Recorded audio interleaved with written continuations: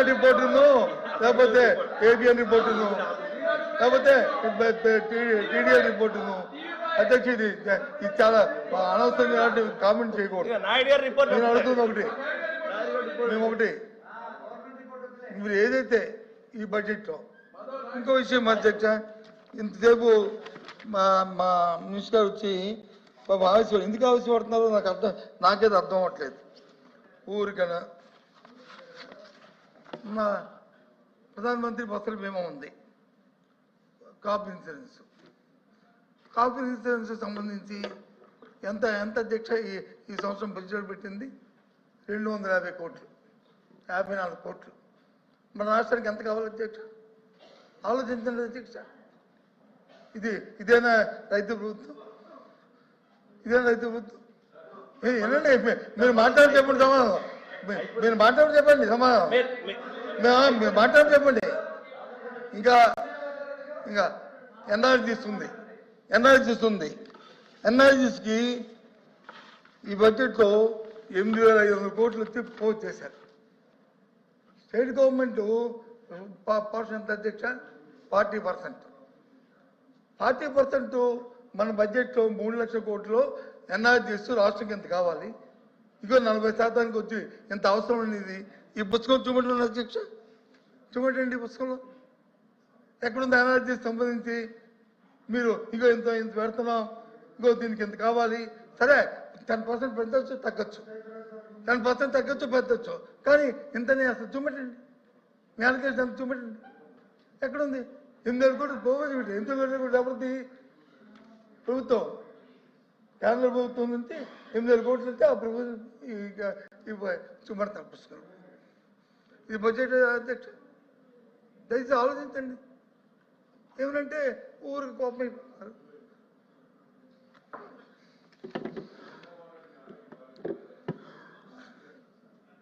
ఎందుకంటే ఆరోగ్యం బాగోపోయినా రాష్ట్ర అవసరాల దృష్ట్యా మనం వాస్తవాలు చెప్పాలి. అంతే అబద్ధాలు చెప్పుకుంటే దానిలో ఉపయోగం ఉంది. మీరు వినడానికి కూడా ఉపయోగపడతారుగా, మీకు వినడానికి ఉపయోగపడతారుగా. నాకు డౌట్ వచ్చి నేను ఇప్పుడే జమినేలు అడిగాను sir, state and revenue stable అన్ని రాష్ట్రాలు ప్లాట్ చేయమంటే ఆంధ్ర రాష్ట్రం 8వ స్థానంలో ఉంది సార్. మనకి 22వ స్థానం ఎక్కడి నుంచి వచ్చింది సార్? ఆంధ్ర రాష్ట్రం 8వ స్థానం ఉంది, 1,99,000 కోట్లు. దాని తర్వాత మధ్యప్రదేశ్, దాని తర్వాత వెస్ట్ బెంగాల్, దాని తర్వాత కేరళ, దాని తర్వాత హర్యానా, దాని తర్వాత ఇతర రాష్ట్రాలు ఉన్నాయి సార్. ఆయనకి ఎక్కడి నుంచి వచ్చింది సార్ ఈ లిస్టు? నాకైతే తెలియట్లేదు సార్. సో హౌస్ ని తప్పుదారి పంచండి, ముందల అది హౌస్ కి సబ్మిట్ చేయమనండి సార్. మీ ద్వారా తీసుకుని దయచేసి ఫైనాన్స్ మంత్రి గారు పంపించవలసిందిగా బొత్స గారు నేను కోరుతున్నాను సార్. లేకుంటే క్షమాపణ చెప్పి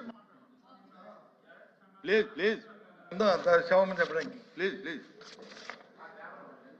కాదు అధ్యక్ష. సూపర్ 6 అన్నారు, సూపర్ 6 అన్నారు. సూపర్ 6 ఇవాళ కాకపోతే రేపు కాకపోతే ఎల్లుండి కాకపోతే అవుతాడు. 5 సంవత్సరాలు టైం ఉంది కాబట్టి 5 సంవత్సరాలు చేస్తామంటే అయిపోయింది. ముఖ్యమంత్రి గారు సూపర్ 6 సూపర్ హిట్, సూపర్ 6 ఏంటి, సూపర్ హిట్ ఏంటి?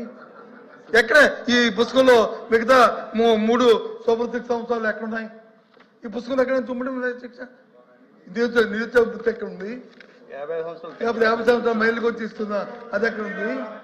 ఎక్కడ 18 సంవత్సరాలు కాబట్టి మేము అడుగుతుంది ఏంటంటే వాస్తవాల్ని ఇవాళ కాదు రేపు, ఇవాళ కాకపోతే రేపిస్తామని చెప్పండి, రేపు కాకపోతే ఎల్లుండి ఇస్తామని చెప్పండి. అంతేగాని అయిపోయింది ఏ రకంగా అయిపోద్ది? మేము అడుగుతుంది అది, ఈ సభ ద్వారా మేము అడుగుతుంది ఏంటంటే మీరు ఏదైతే చెప్పారో సూపర్ 6 అది ఎప్పుడు ఇస్తారు? ఆ మిగతా 3 ఎప్పుడు అవుతాయి?